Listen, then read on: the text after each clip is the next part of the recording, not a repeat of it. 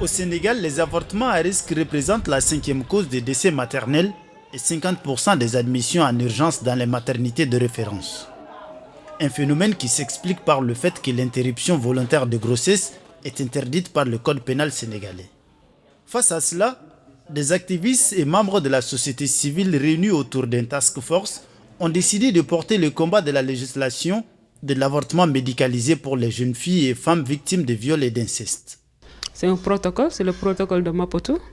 Et dans ce protocole-là, l'article 14C, déjà le protocole parle de beaucoup de choses, mais dans ce protocole, il y a un article 14C qui parle de l'autorisation de l'avortement médicalisé en cas de viol, d'inceste ou quand la santé de la maman est en danger.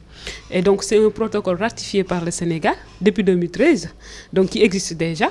Cette campagne a suscité un tollé dans le pays, surtout du côté des organisations religieuses. En effet, le Sénégal, avec plus de 94% de musulmans, est l'un des pays les plus islamisés d'Afrique noire.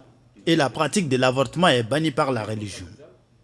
La position de l'islam, en tout cas la compréhension que moi j'ai de l'islam, c'est que dans le principe, l'avortement est interdit.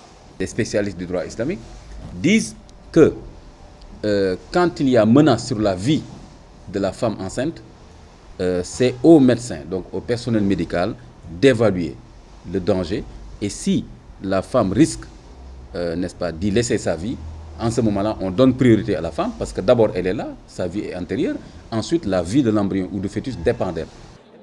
Pour rappel, cette loi stipulant l'autorisation de l'avortement médicalisé en cas d'agression sexuelle, de viol ou d'inceste n'est autre que l'article 14 du protocole de Maputo, qui est un protocole international de l'Union africaine amenant les États signataires à garantir les droits des femmes.